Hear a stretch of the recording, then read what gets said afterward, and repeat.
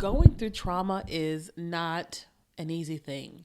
Healing from trauma is not an easy thing either. And I feel like oftentimes we, as Christians, all we want to focus on is Jesus to heal us versus actually going some additional routes as well. And so I've been having a lot of conversations with a lot of people, and it's just, I just keep hearing about people in need of healing, in need of being identified that they are dealing with some type of trauma. And so today I wanted to talk about it. Welcome to the You, Me, and Jesus podcast. On this podcast, I share all about my experiences growing up with God, growing into the calling that God has had on my life, and experiencing the supernatural. When you're listening to this, you're going to hear from me as well as many of my friends talk about all the experiences we have with God. Some of the things you're going to hear are going to make you go, what? I cannot believe that happened. Other things are going to make you cry, and some things are just going to make you laugh. But you're going to hear all about how we experience God. The goal of this podcast is to help you hear God clearer, get closer to God, and experience all of the supernatural. And so thank you so much for listening to the You, Me, and Jesus podcast. Welcome back to another episode of the You, Me, and Jesus podcast, where we talk about all things you, me, and Jesus. Now, today we are talking about trauma and healing. We have talked about this before on the show, but I wanted to bring it back up again because I just keep having conversations over and over and over again with so many different people. And as I continue on my healing journey, I'm like, okay, I have little things that keep coming up and they can potentially turn into big things if I do not deal with them. And so I wanted to just have that conversation today. So one of the things I always like to do is I always like to go to Google. I like to Google certain words and see what Google says about certain things. And so I wanted to go on Google and I wanted to just do the word trauma. Okay. And then I want to read to you what Google says about trauma. So it has a couple different things here. It also has an AI feature. So we're going to kind of look at some of that. So a noun, it says a deeply distressing or disturbing event, a personal trauma like the death of a child, right? Also, trauma is a physical injury, a rupture, for example, a rupture of the diaphragm caused by a blunt trauma, okay? Also, let's go ahead and read some more. It says trauma is defined as the experiencing or witnessing of events in which there is actual or threatened death, serious injury, or violence. Trauma occurs when frightening events or situations overwhelm a child's or adult's ability to cope or deal with what has happened. That is deep. Let me read that again. Trauma occurs when frightening events or situations overwhelm a child's or adult ability to cope or deal with what has happened. And so when I read that definition, I am just like, well, first of all, I feel slightly triggered, if I can be quite honest, with reading that definition, just coming to terms with the fact that I have dealt with more trauma than I even know. Okay. And I think that as you hear me read the definition, that you are able to identify with some frightening events or situations that overwhelm you as a kid or you as a child, your ability to cope or deal with the situation or what has happened. And so when I kind of think about that, and sorry, I'm a little bit under the weather. I've had sinus issues with allergies. But when I think about that particular definition, I just think in terms of as children, many of us have dealt with things that we do not know how to cope with. Okay. The death of a parent, the death of a grandparent, changing schools or any other kind of traumatic situation that has happened, then when you become a young adult and then now, whatever age you are, we deal with stuff every single day. So one of my things that has happened recently is I had my purse stolen. I went to go get gas, and when I turned my back to put my card in the gas thing, and somebody opened up my door and then just took my purse. I didn't even know it was happening. Someone had to alert me. And so I remember just standing there, just being shocked, just realizing that I don't know what to do now and that there is no one to help me. Like, these men that saw it happen, they don't know me. They're not going to stop their lives to help me. And I've got to deal with what just happened to me. And I remember just saying, I'm going to sit in the car. So I got back into the car and I sat in the car, and immediately I said, turn off your cards. And I thank God I had my phone in my hand. And I just grabbed my phone and I logged into my bank, and I'm like, turning off all my credit cards, right? I call the bank and make sure they got to turn off, and then that's it. And then I just sit there for a second. And I am just like realizing that I've got to keep going to get to the airport, but also I've still got to get gas in the car because it's a rental car, and I'm just having all these things. And then thinking to myself, okay, let me just drive around a little bit and see if I can find a trash can where he may have like just taken the money out and then dumped the bag. And I drove around for just a little bit and didn't see anything. So then I had to go to the airport and realize, how am I going to get on this flight without a driver's license, you know? And it's just all these things happening. And then to finally, when I get on the flight and I'm just sitting there just like in shock at what happened, and then getting home, and all the things that I had to do, you know, afterwards, it was just it was traumatic event, you know, and just realizing how I am nowadays. So when I go to get gas, like, just what is my immediate trigger? What is my immediate thought of like, okay, lock the door, grab my purse, put it in my, pump gas outside the car with my purse, just all these different things that I am more aware of that I wasn't as aware of or hyper vigilant about prior to going through that.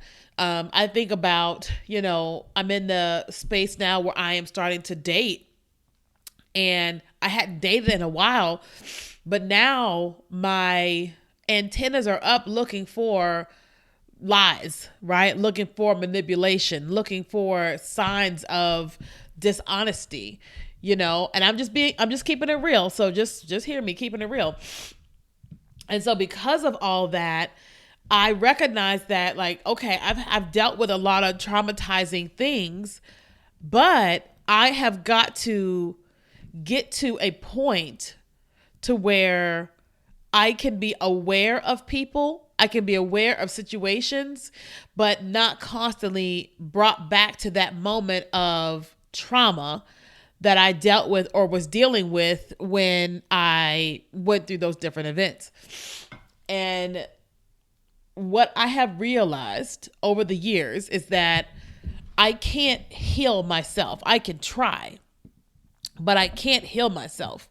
That I have to allow myself to go through some type of journey with someone or people to assist me, right?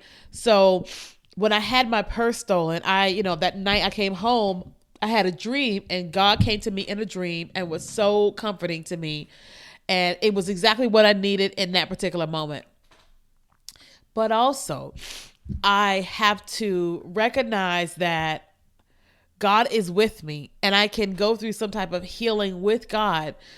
But if something starts to continue on and on and on, and I can't function in life like normal, like if I'm paralyzed, then I probably need some level of additional help, like a psychologist, a counselor, a psychiatrist, or something like that. Now, I'm not dealing with that when it comes to my purse being stolen. I was dealing with that with going through divorce, because that was the most traumatic thing I've ever dealt with in my entire life, And I recognized that God was with me, Jesus was with me, and I was going through so many different modes of healing, like deliverance, and I probably had like 50 sozos to go through that. And sozo it's like an inner healing deliverance type thing, a ministry or what have you. Did a lot of those with my favorite counselor. And those only helped so much. I needed more tools. And so then I started seeing a trauma therapist through EMDR. I'm going to Google that for you guys and explain what EMDR is. Okay. So let me just go ahead and look that up, because I did it, but I've never like really explained it to someone that is easily understandable. Okay, so I'm gonna read it to you. There's a couple things here from the EMDR Institute. It says, eye movement desensitization and reprocessing is a psychotherapy treatment that is designed to alleviate the distress associated with traumatic memories. Also, Google says, what is EMDR therapy? Eye movement, this is the same thing. This method involves moving your eyes a specific way while you process traumatic memories. EMDR's goal is to help you heal from trauma or other distressing life experiences. Okay. Let me see here. Do you, okay, I'm gonna click on EMDR specifically. Okay. Let me see. The first clinical, okay. EMDR can help people with a wide range of mental health conditions. Adolescents, teenagers, or adults of all ages can benefit from this treatment. Some healthcare providers also specialize in EMDR for children. Why is this treatment used? EMDR therapy doesn't require talking in detail about distressing issues. DMDR instead focuses on changing the emotions, thoughts, or behaviors that result from a distressing experience. This allows your brain to resume a natural healing process. While many people use the words mind and brain when referring to the same thing, they're actually different. Your brain is an organ of your body. Your mind is the collection of thoughts, memories, beliefs, and experiences that make you who you are. The way your mind works relies on the structure of your brain. That structure involves networks of communicating brain cells across many different areas. That's especially the case with sections that involve your memories and senses. That networking makes it faster and easier for those areas to work. That's why your senses, sight, sound, smell, taste, and feels can bring back strong memories. Okay.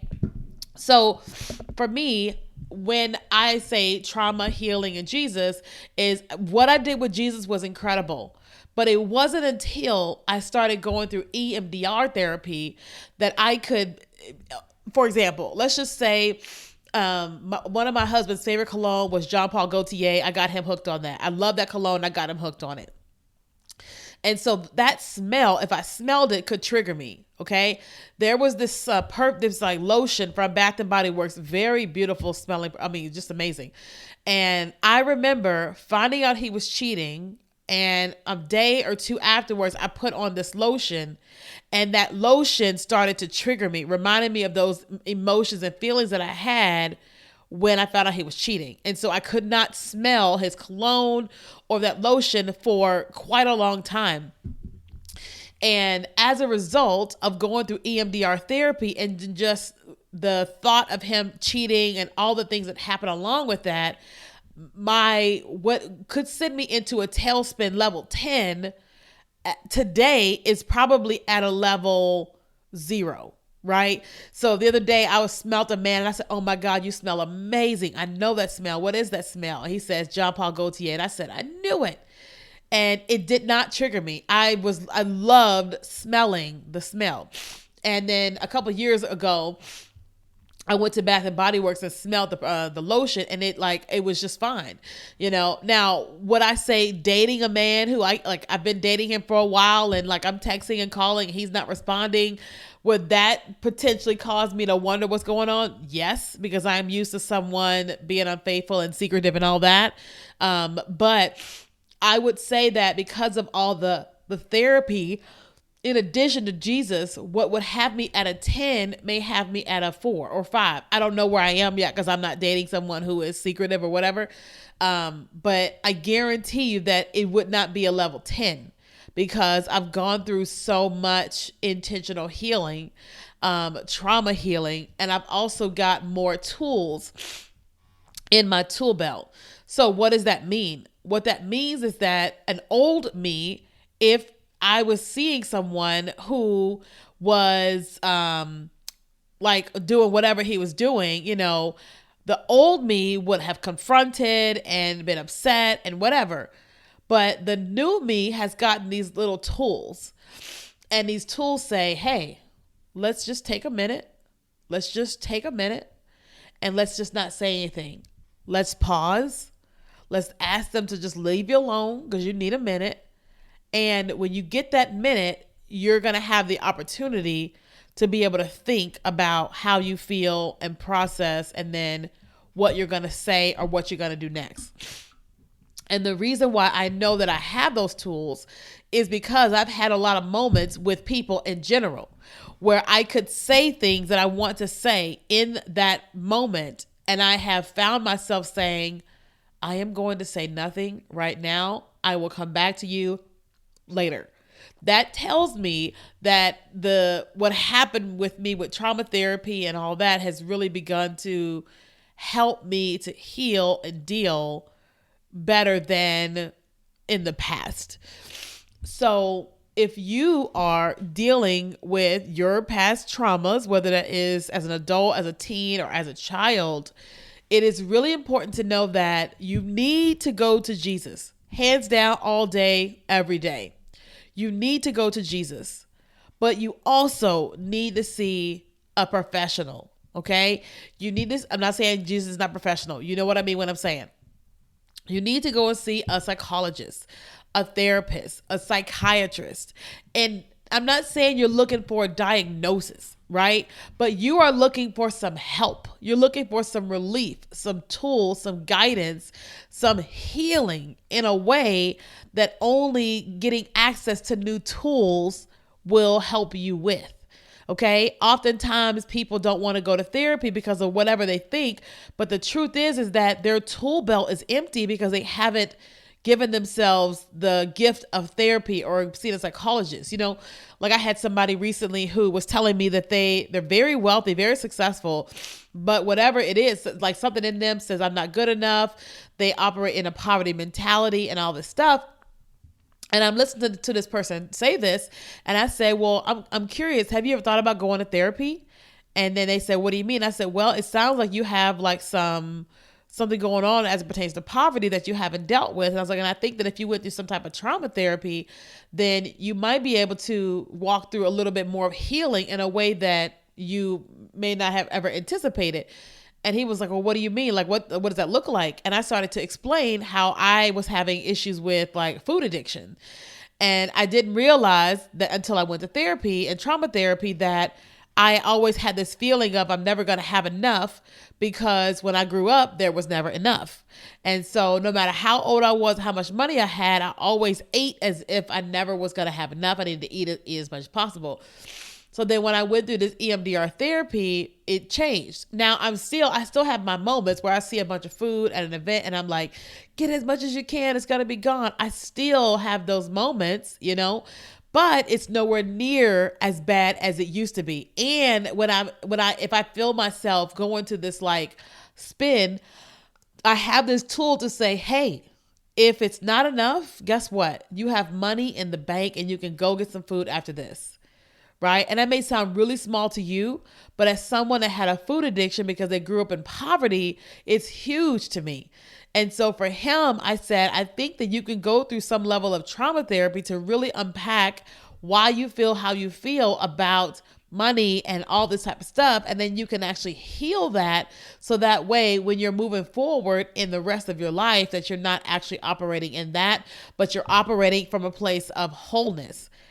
And he was just like, he was in shock. And I was just like, well, I'm hearing you. I'm seeing you. You're telling me the problem.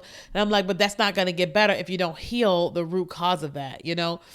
And so I just share all this to share with you that we're here and we're all living this life and God wants to give us the best life possible. And in addition to God, Jesus, and the Holy Spirit, you want to give yourself more tools in your tool belt, more healing from all these different things if you can, you know, because like you're just going to continue living this life. And if you're going down around the same, you know, hamster wheel, then you're still going on that same hamster wheel. You got to get off the hamster wheel. And the way to get off is to get the tools. Okay. And it's going to be so valuable. And then your relationship with Jesus just gets even better, you know, because now you're hearing God, seeing God, experiencing God from an even more healthier place than you were before. Okay.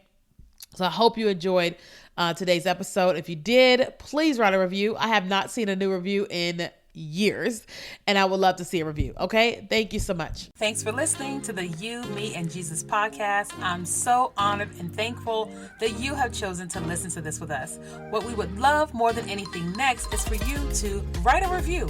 When you write a review on iTunes or Spotify, it actually helps the podcast be found by more people. So if you can do us a huge favor and give us 5 stars and write a review, and feel free to tell us what you loved about the episode. Thank you for being here. We're praying for you. We love you, and we pray the best for you and your life.